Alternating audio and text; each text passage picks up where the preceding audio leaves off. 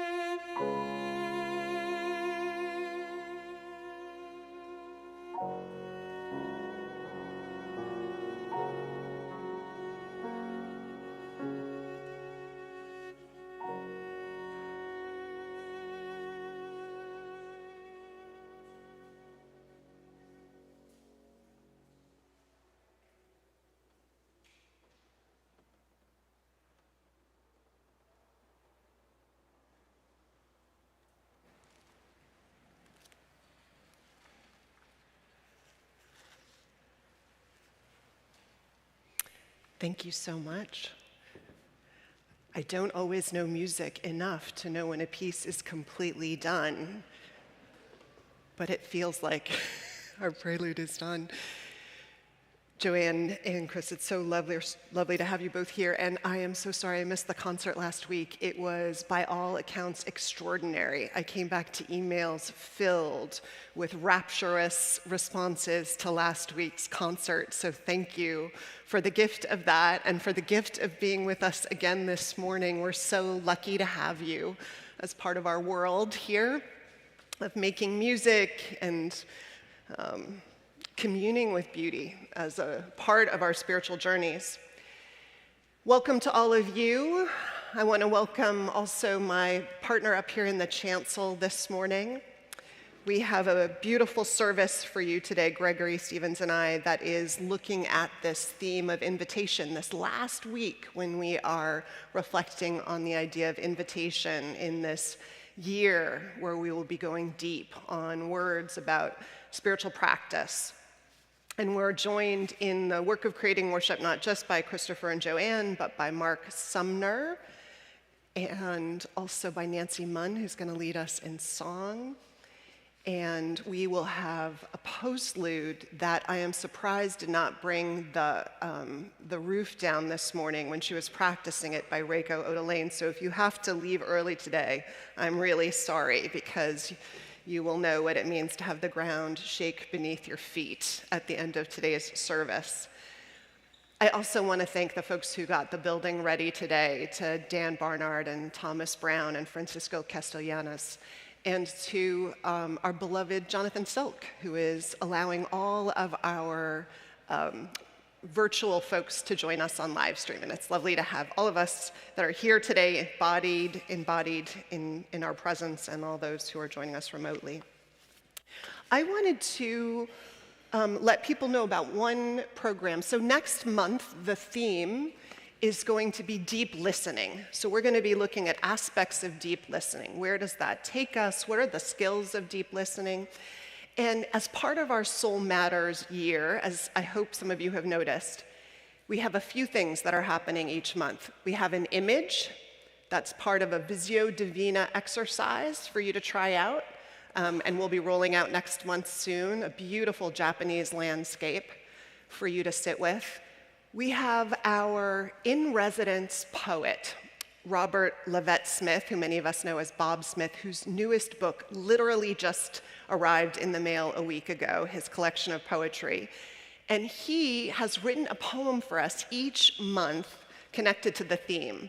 So what I asked him to do as another way for us to sort of reflect on the theme, and I asked him to join me and anyone who wanted to join us for a luncheon each month to listen to the poem and reflect on it, Lectio Divina, sort of what strikes us and where does it take us, and also to have Bob there. And he is, if you don't know Bob, he is a brilliant man and student of poetry, a brilliant poet. And if there is a person on earth with a heart of gold, it has to be Bob. Pure gold. So you will be so glad that you carved out your lunchtime to be with us. It did not, however, will not make it into the newsletter cycle, so it's this Tuesday, 12:30, for a half an hour. If you want to join, email me and I will send you the link, and I encourage you to do so. It'll be a lovely half hour of your time that you will not regret. So welcome to this hour that we have all carved out of our week, the headlong tumble of our weeks, to go deep, to listen to whatever strikes us like treasure hunters, finding something we can take with us to the week ahead, to ground us, to inspire us, to challenge us. Thank you for the gift of your presence and what we make happen here together. Welcome.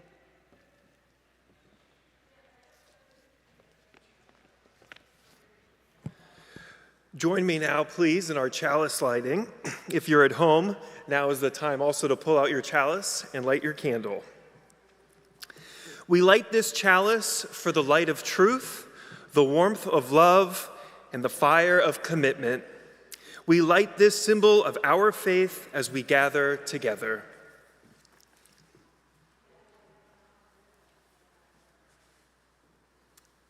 And let's sing together our hymn, the one we have been learning and singing and adding to over the month, and now this Sunday, we do so without the choir to back us up, so it's like a final exam. So please rise as you're able and listen to Mark and Nancy, and let's do this together. Yes, no matter what happens, doesn't matter at all. It's great. Come, come, whoever you are, wanderer, worshiper, lover of leaving, ours is no caravan of despair. Come, yet again come. Come, come, whoever you are, wanderer, worshiper, lover of leaving, ours is no caravan of despair. Ours is no caravan of despair. Come, come, whoever you are, wanderer, worshiper, lover of leaving, ours is no caravan of despair. Ours is no caravan of despair. Come, come, whoever you are, though you've broken your vows of times, though you've broken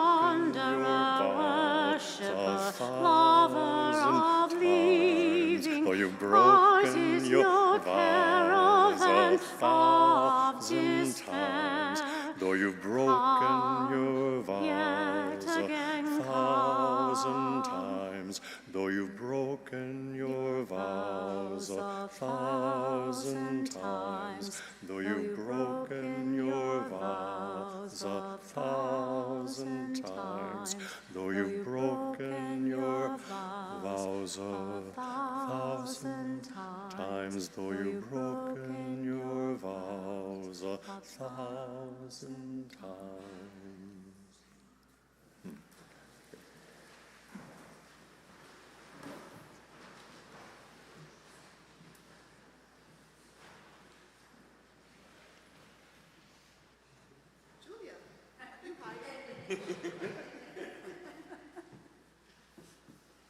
Hi, as you now guess, I'm Julia Wald. I'm a member of the Board of Trustees, and I'm so glad you're here, either on live stream or in the sanctuary.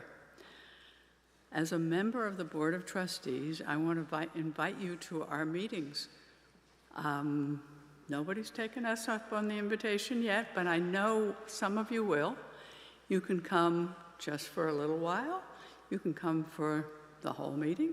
You can come on live stream. You can come in person. It's every third Wednesday at 6:30 in the fireside room. Third Wednesday, Thursday. See, if I say it wrong, then it will stick in your mind what the right one is.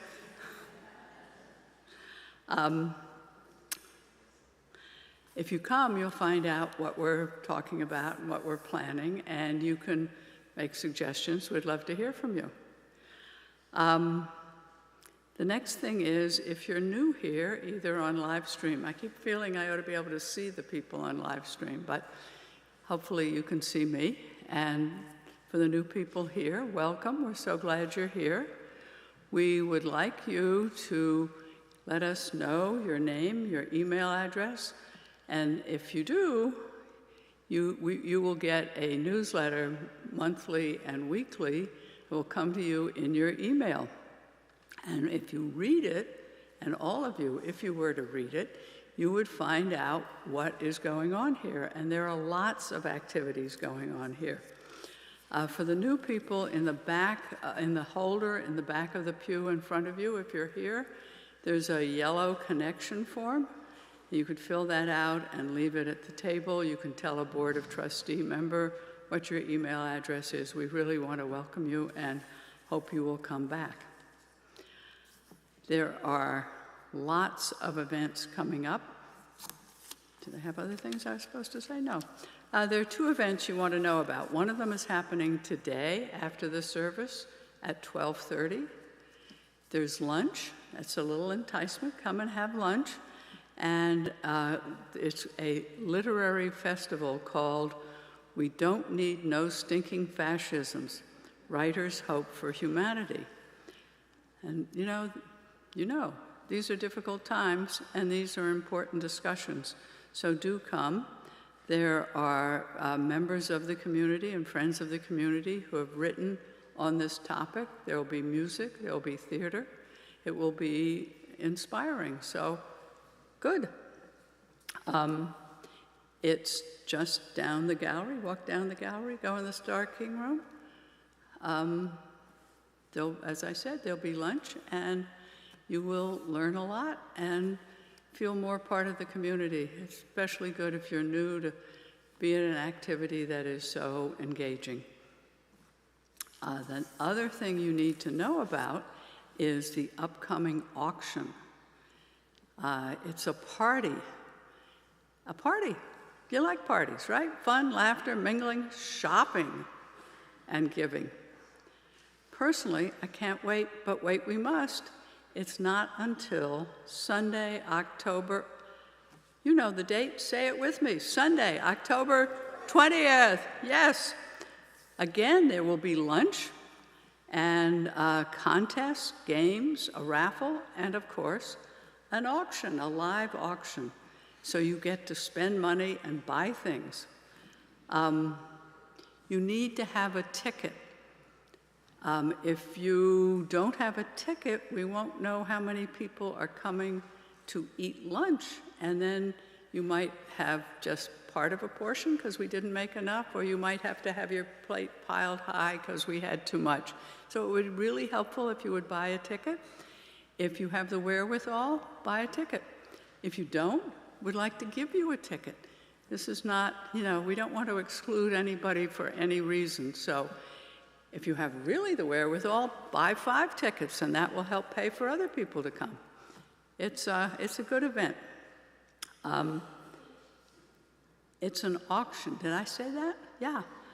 That means there's bidding, and it's a silent auction, so you can start bidding now. You can find out how to do that by going to the Flame. Of course, you know that because you've been reading the Flame, but go to the Flame, go to the auction center, and it's also in the order of service that is online. So there are things to bid on. They're fun. You get to shop. Yes, it's good. And remember, all this money, I'm kind of joking about it, but the money is really important to the budget of this church. So have a good time and join in the fun. And now it's time for you to greet your neighbor and make everyone feel welcome here. Thank you.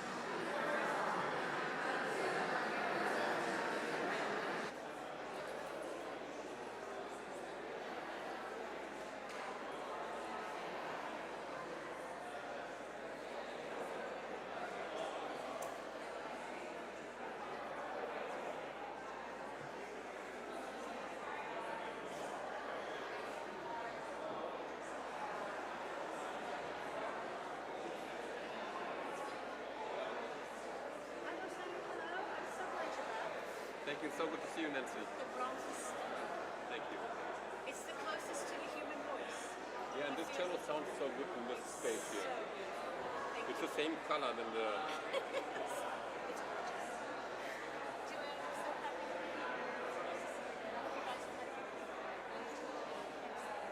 nice to see you. You guys have had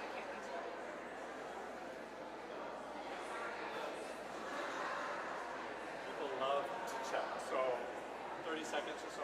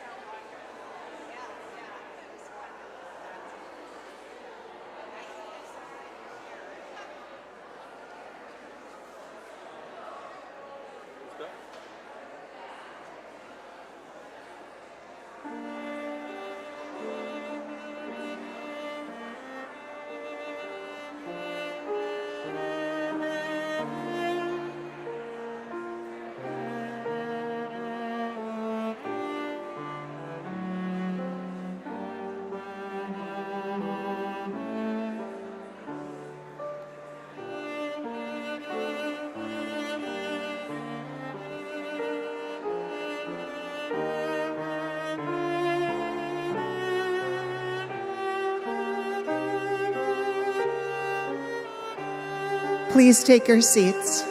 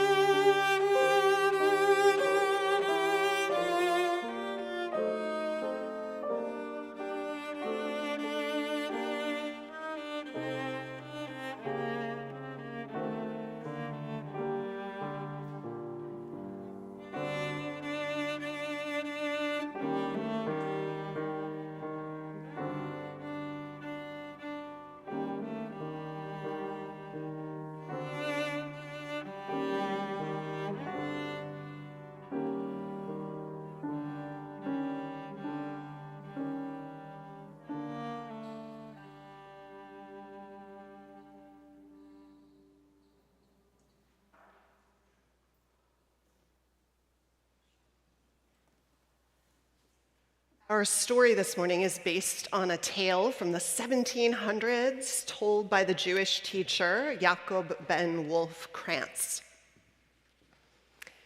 There was once a wealthy king who owned many beautiful things. He had gorgeous tapestries and piles of gold and sculptures by the very best sculptors in the kingdom.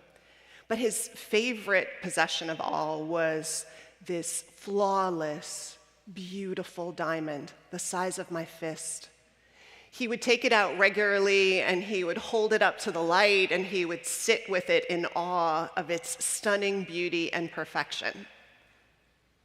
And then one day, he went into his sacred chambers and took out the diamond and found that there was a deep scratch down the side. And he was horrified and heartbroken. So he called all of the stone carvers of the kingdom to come and tell him how they could fix his precious diamond. And each, in turn, took it up and examined it closely, and each cringed or shrugged and said some version of the fact that they couldn't fix this diamond, not without the risk of it cracking and breaking into pieces, which neither they nor the king wanted to risk. And the king was beginning to despair when finally another stone carver, the last one, stepped forward. She wasn't really well known in the kingdom. She'd arrived relatively recently, and what was spoken of her was her penchant for innovation, which made everybody a little nervous. So she didn't get a lot of business, but she asked if she could see the stone, and she held it up and turned it carefully and slowly. And just as the king was about to despair, thinking he'd hear the same response, she said, "I think I could fix this. I think I could return this to its beautiful, exquisite state, but you'd have to make me a promise, she said, that I could keep the stone and work on it in privacy, that you wouldn't disturb me until it was done. Whew. This felt like a big risk to the king, but no one else was willing to take it on, and so, not knowing what other choice he had except to answer this invitation, he gave her the stone. And off she went. The king was nervous. She was nervous. It took all of the willpower he had not to go and peek in the windows of her stonecutter studios, but he honored his promise. And the diamond carver, for her sake, she worked day and night and day, got out her finest tools, bent over the stone day in and day out until one day it was done. And she wrapped the diamond up and she went back to the castle, and the king was called, or she was called, into his presence. And she handed him the wrapped up diamond, and the king took it. With a fluttering heart, he unwrapped it, and he gasped at what he saw. There, where the flaw had been, was the most exquisitely carved flower. Not at all what he had expected, but unable to scratch, to carve or buff the scratch out of the stone, she had made this exquisite flower. And in fact, he had to agree, the stone, well, it was even more extraordinary than what he'd had before. No one had a stone like this. And so the king, surprised and delighted, rewarded the stone carver. He would take the diamond out each day like he had before, but with more exhilaration, and hold it up to the light and delight in its perfection and flawlessness and beauty.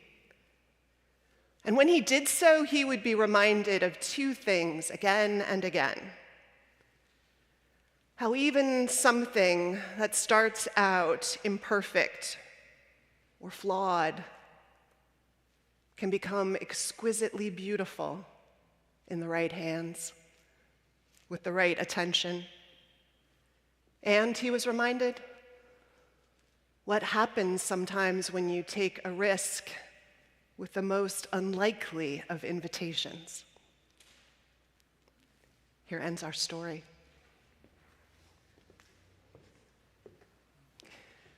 Will you join me, please, in the words of our covenant? Our covenant are those promises that we make to each other in this congregation. We say the liturgical version here together. I'd invite you to rise as you're able, if you're able in body, but certainly in spirit, as we say them together and then sing our doxology. And so we say, love is the spirit of this church, and service is its prayer. This is our great covenant, to dwell together in peace, to seek the truth in freedom, and to help one another.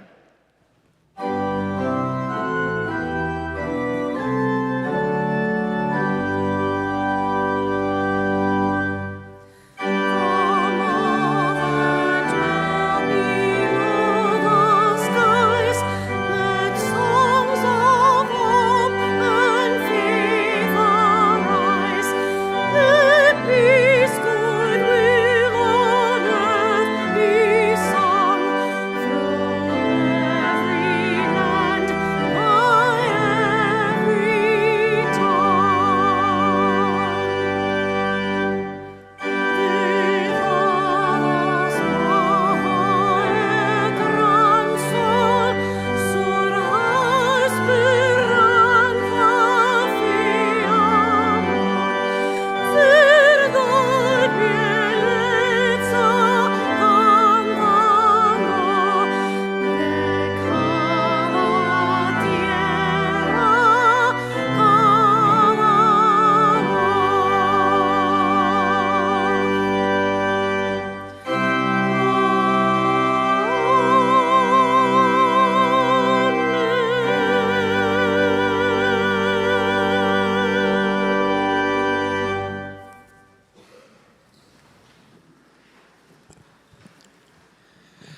I can think of two transformative decisions in my life that began as an invitation and launched a winding and turbulent journey still unraveling to this day. The first was the invitation to go to the First Southern Baptist Church of middle of nowhere, Florida. One of my sisters had passed away when I was younger, and so a middle school friend invited me to church to be healed and saved. I said yes, and have been engaging with religion ever since. But as you can tell, the invitation to go to a Bible-thumping, hellfire and brimstone, creationist, anti-woman, anti-gay church has brought me here. To what you might say is the exact opposite, although it does smell and look a lot like church. I said yes to the invitation, and I took it really seriously.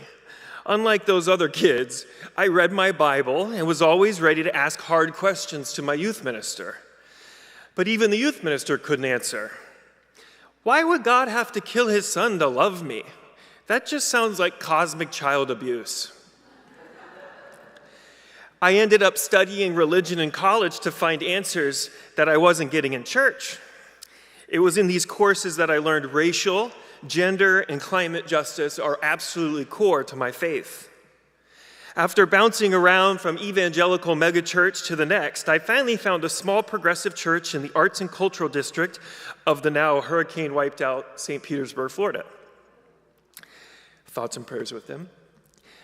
But after preaching one day, an older woman came up to me and asked for life guidance, and I was speechless. I could dissect some Bible verses, but I didn't know a thing about life. So I packed up my bags and I moved across the country to Los Angeles for seminary. If I couldn't learn life experience but by living through life, I could at least learn more at seminary. I chose Claremont School of Theology because of their focus on process theology, something that Reverend Laura preached on a few Sundays back. And they also were pioneering an interfaith education program. So after 3 years of my Christian pastoral studies, I wasn't a Christian anymore. I felt more of a Hindu, agnostic, Christian dabbling in Sikhism. So I took a job at a progressive Baptist church nonetheless, gotta pay the bills. And as a pastor, I just couldn't reconcile my beliefs, even though the church itself was an American Baptist church, is a progressive wing of the Baptist tradition. But when I'd write Sunday's liturgy, I'd still be on the Unitarian Universalist worship words for worship and be using those for the Baptist liturgy. So here I am, after saying yes to an invitation to church. I'm a proud Unitarian Universalist, in love with our justice-seeking faith tradition, its long history, and how we are actively forging a new faith each day to meet the needs of our times. The second life-transforming invitation I can think of came just after the first semester of seminary.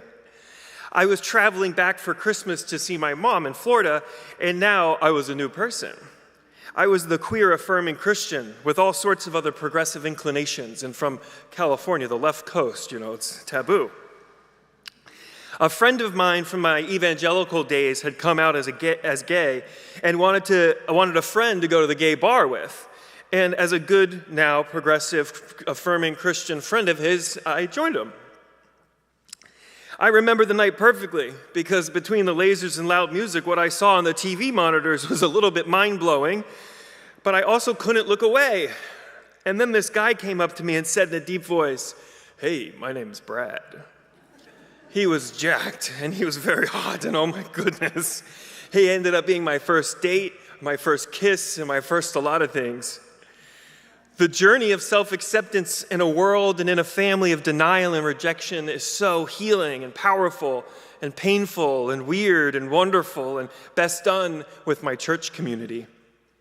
My yes to that invitation has brought many lovers and friends and community and loss and grief, and it's nowhere near over. I'm so happy to be queer and loved and here. So happy Folsom, Ashe, Amen, and blessed be.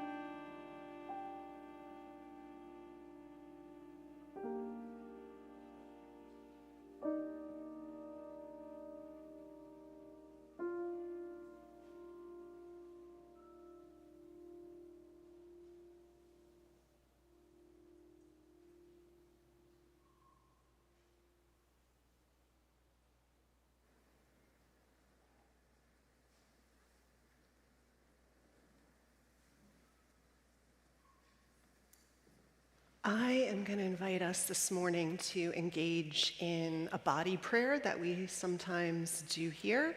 If you're new, don't worry, we'll walk you through it. And as I always say when we engage in this prayer, you can do it from your seat or you can do it standing. So use your body in the prayer in ways that feel comfortable and life-giving. So adjust it however you need to. And if you would prefer to just sit silently and still during the body prayer and not do any of the movements, you should feel completely invited to do that. It's your time of prayer. Okay? So for those who are able and willing to stand, I would invite you to do so.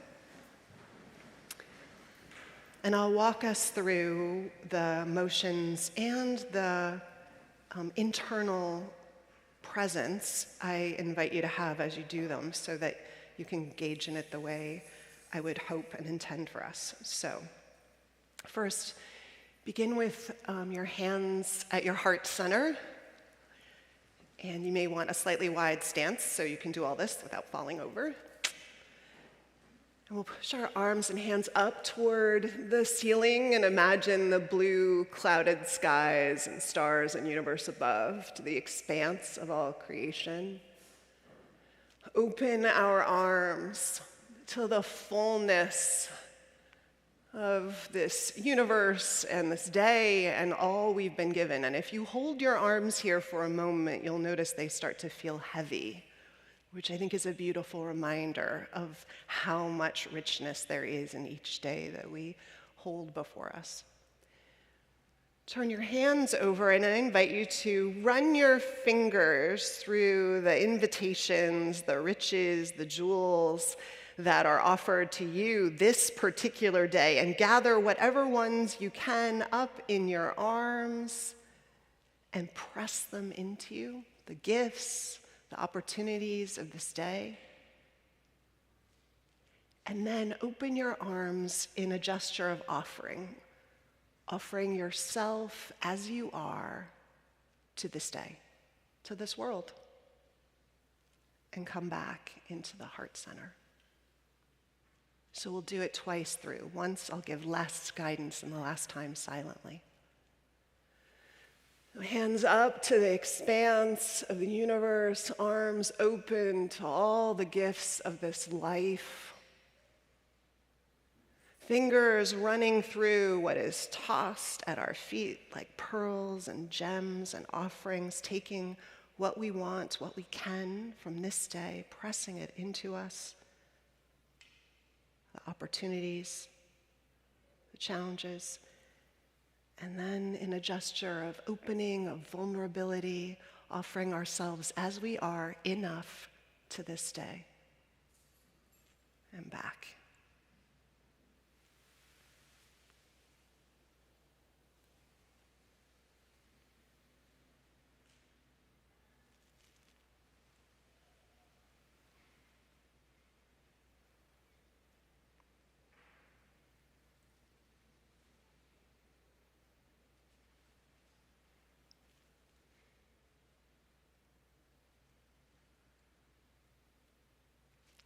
Namaste.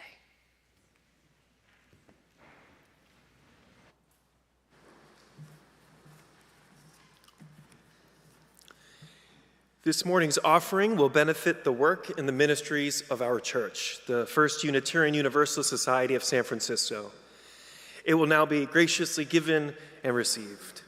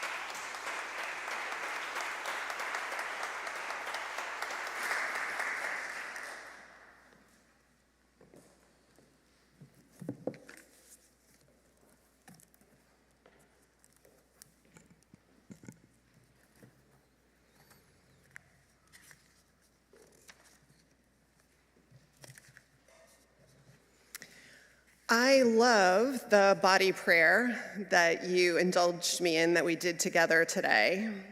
I love that sweeping, and I'll be careful not to knock over some of the blessings of the day, but the sweeping of our arms up to take in the whole of life, all of it, and paying attention to the blessings that are scattered at our feet and gathering up what we can, that notion of how to step into a day, how to face and position ourselves, and the embodiedness of it, that it helps us to live into it. And I love the natural flow of reciprocity that's part of it, the taking in that enables you and positions you to offer yourself then to the world, and then the gathering up again.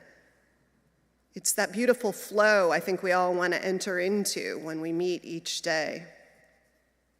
Sweeping up rich, heartbreaking invitations, responding to them and feeling grounded in how we step into all of it.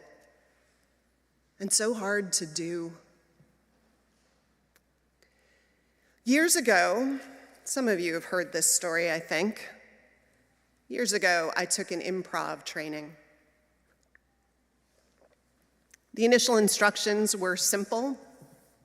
Partner up and make an offering to your partner. An offer, for those of you who don't know the language of improv, is any opening salvo that invites your partner to respond, to dance with you, you might say. It can be a gesture or a phrase, something to set a scene. And then if you were the other half of the creative partnership, your job was to take the offering and then move things forward, to keep the creative energy flowing, to literally say yes in some cases, or to do so in your actions, and give your partner something they could say yes to and respond to. Yes, and then see where it takes you. Nothing, the instructor made clear before she had us begin, nothing kills improv like no. That was lesson number 1. Okay, go. I still remember what happened. Ready as I could be. Kid raised in creative places. Daughter of an actor. I was game. Throw me in, coach. Here we are. So when it came time for my partner to make an offer, he made a simple and literal one. He picked an apple off the snack table, and he held it out like the photo on the cover of our order of service. And he said, "Hey, you look hungry, want an apple?" "No thanks," I said. Just like that. The only rule was to say yes, and I said no, and here's the clincher. I love apples. That moment was hilarious and mortifying and so telling. In one small word, I could see how I had been conditioned without my even realizing it, somewhere deep and automatic, to be leery of stepping into the world of invitations by saying an automatic yes. Invitation, this theme that we have for the month, it sounds so lovely, doesn't it? Saying yes sounds so lovely and, well, positive, doesn't it? It's so gracious to say yes. Such a joyful, cooperative, and spirited response. Throw open the doors to possibility. Dance with destiny, which can take you some incredible places. Yeah. Maybe? Saying yes to life's invitations is rarely simple. I think if we think about it for more than a minute and a half, we can agree on that. Even the simplest of invitations is never simple when we live into it. Take, as a very simple story, my most recent experience of saying yes. Imagine your daughter is going for her junior year semester abroad, and you and your spouse decide to go with her and set her up since you won't be able to show up and visit once the semester is off and running. And you tell a colleague who used to live in England for decades before he moved to the United States that you're going to his former hometown of London, and he makes an invitation. Turns out this colleague has, for decades, had what's called a share in what's called a narrow boat. And he'll be heading out on the boat when you arrive. Would you like to join him for a few days? A narrow boat. For those of you who don't know, it's just what it sounds like. A narrow boat. Boats that were made to travel the canals of England, canals that were built during the Industrial Revolution until trains replaced them as the primary means for quickly transporting goods. And in and about the 1970s, people started to get the great idea of using those canals, now really defunct, and those boats for pleasure. And so that's where this invitation has its origin way back. Narrow boats now are like RVs on water. Ours had a narrow living room, narrow 2 bedrooms, narrow kitchen, narrow bathroom with shower. The boats have to be narrow enough so that 2 boats can meet on the canal and pass each other safely going in opposite directions, and short enough that they fit in the periodic locks that raise or lower the waters so the boats can go on to the next stretch of canal. So no boat is wider than 6 foot 10 inches. Ours was about 60 feet long. In many places, there is also enough room on the side of the canals that in addition to 2 lanes for passing, there's room for boats to moor, which they do for the night. Anyhow, David asked us if we wanted to join him for a few nights and a few days on the boat, because he would be there when we were in England, and we said yes. My husband seemed game. About 2 days before we showed up to meet David, Rohit and I realized that each of us thought the other was super excited about doing this. And each of us had our concerns. We knew David, we liked him a lot.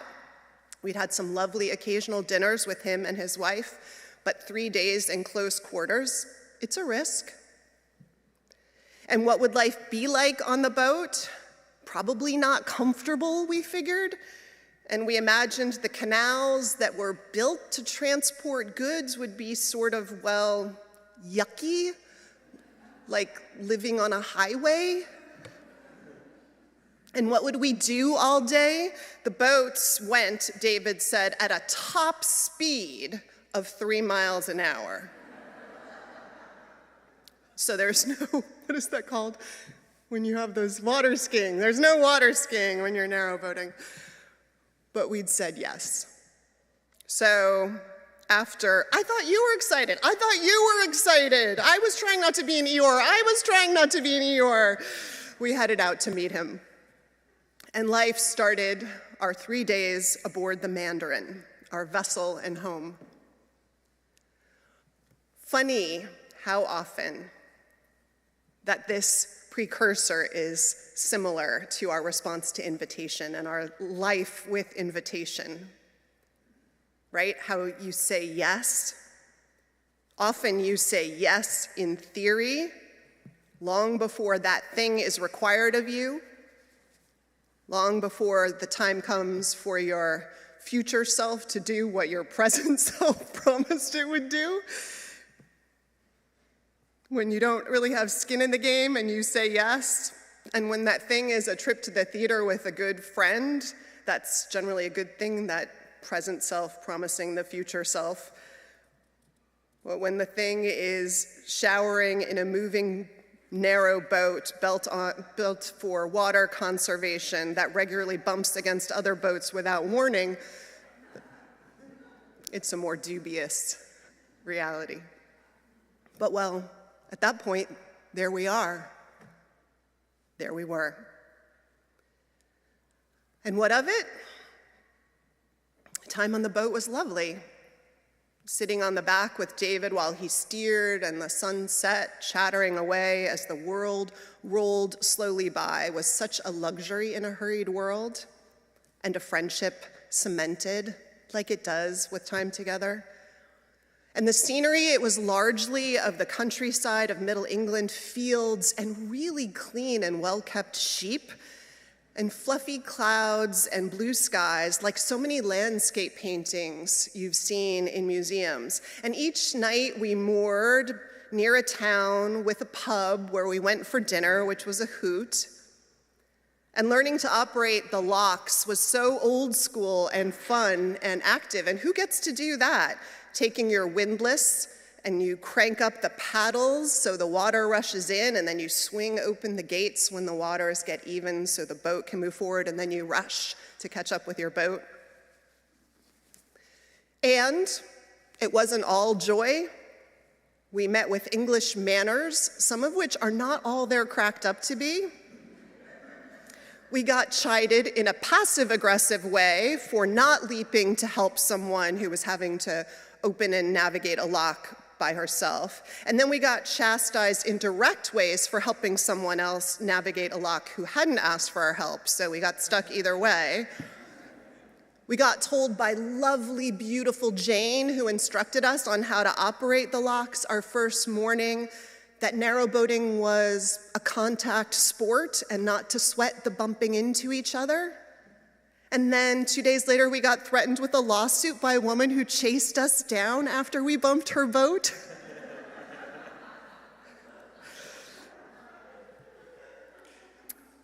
We laughed over all of it over tea in the late afternoon, and we toasted to the cows and the harvest moons each night.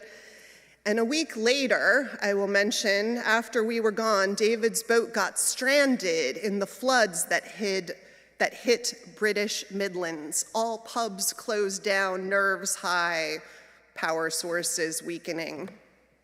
We missed all of that, but only by a few days. Which is to point out all that invitations open us up to, the reality and the possibility of all of it.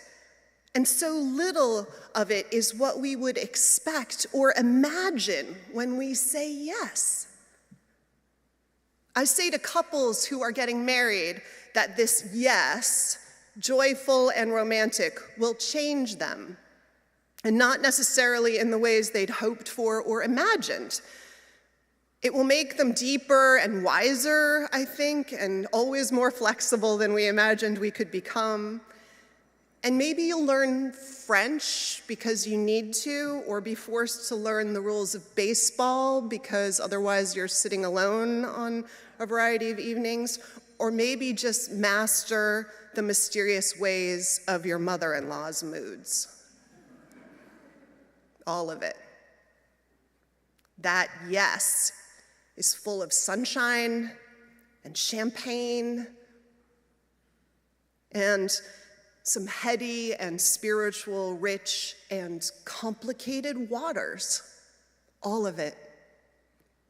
In fact, all heroic journeys start, don't they, with a simple yes to some invitation that the world drops at our feet. Not easy, not simple, but transformative. Look at what Gregory shared in his reflection. I didn't script it, it's really beautiful. Spirit moves in the way these things happen. How, as I read it, you say it a powerful yes and yes again to a life of authenticity and integrity, wanting your insides to match your outsides, a journey I hope we're all on. Speak your truths and not have them shut down, because they're worthwhile truths to speak that reflect your experience of the world as it is, and mine too, so I'm glad you spoke them. And love and more aliveness in your presence, and your presence here is, as you said, a result of all of those yeses that you said, not just one, but again and again and again, leaning into the yes. And as you also alluded, this wasn't a journey of champagne and sunshine, not only champagne and sunshine and Brad. Like all of us, there are other versions of that story that would tell of the turbulence. Whenever we say yes, we also have moments where we are afraid and awake in the middle of the night and scared and alone and wonder if we've let go of what was safe and good enough maybe to step into something new. When we say yes, sometimes we are like my favorite metaphor, the trapeze artist who lets go of the one rung and flies through the air, waiting for the next one to come toward them out of the darkness into the spotlight and to grab hold of it. As Gwen Burens likes to say, when one door shuts, another opens, but it can be hell in the hallway.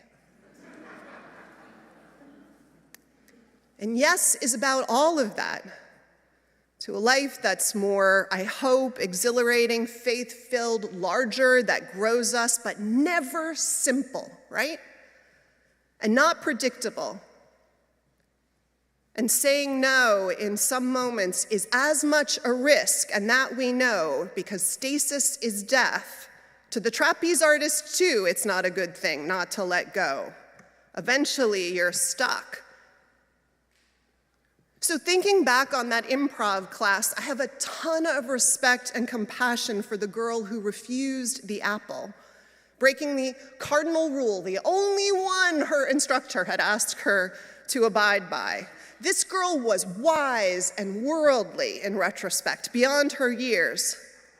I mean, if you want to know what happens to someone who takes an apple when it's given to them and takes a bite, ask Adam. In the garden, he lost his gorgeous, rent-free paradise of a home. He had to wear clothes for the rest of his life and feel shame. And he had a whole mess of knowledge about the nature of good and evil dropped on him, some of which we all wish we could be spared. And yes, adventure for him opened up too. Moral adventure, life adventure for all of us.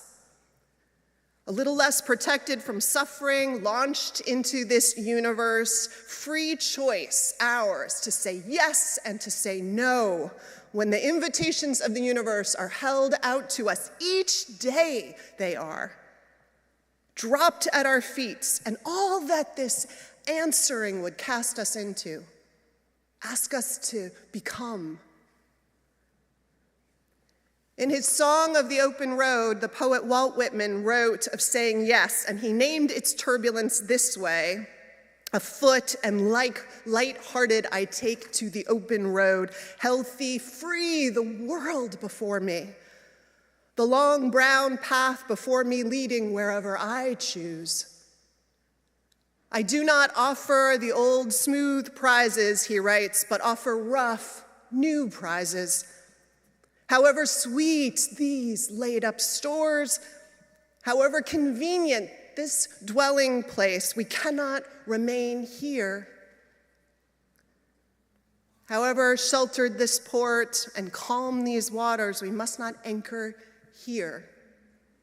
We will sail pathless and wild seas.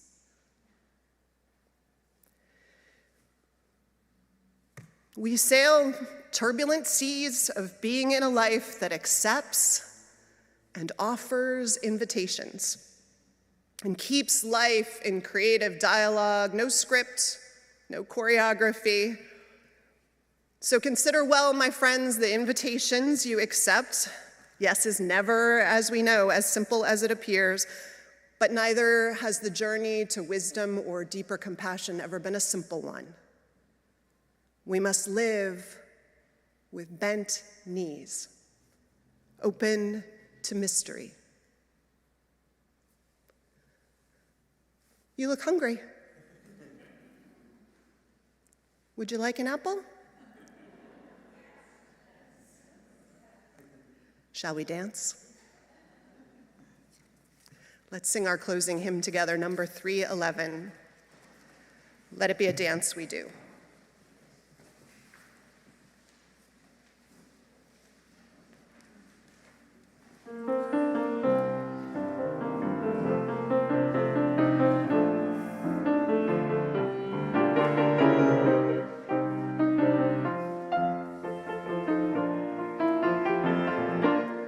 Let it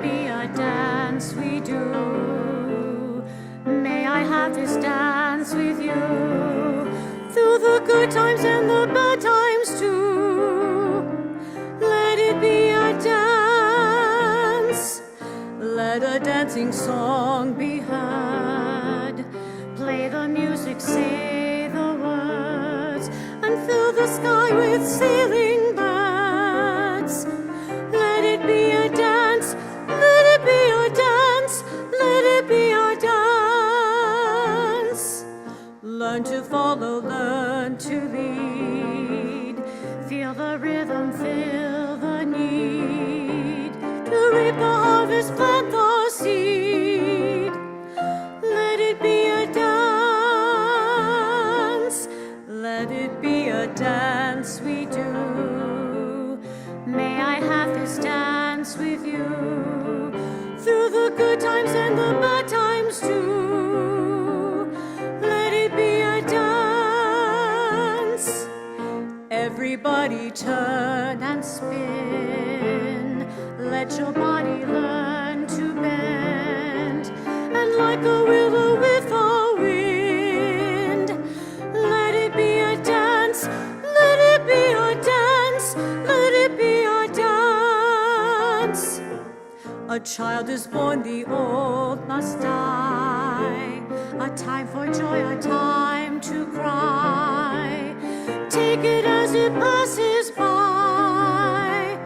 Let it be a dance. Let it be a dance we do. May I have this dance with you. Through the good times and the bad times too.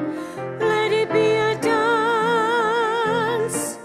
Morning star comes out at night. Without the dark there is no light. If nothing's wrong, then nothing's right. Let it be a dance. Let it be a dance. Let it be a dance.